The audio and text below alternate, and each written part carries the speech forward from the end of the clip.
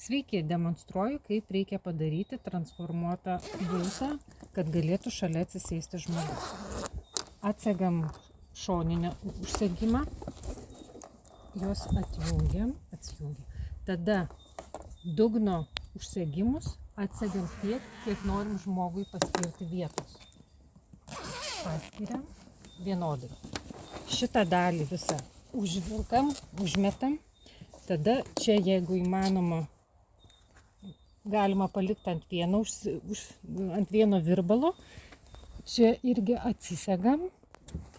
Tada vieną dalį užlenkiam, kitą dalį užlenkiam.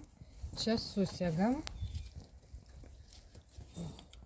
Irgi slankiojanti yra virvė tam, kad galėtumėt vietos arba daugiau arba mažiau paskirti.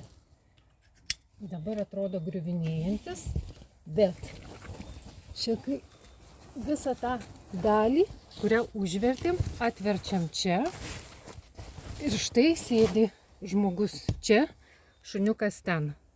Tikiuosi paaiškinau aiškiai. Ačiū.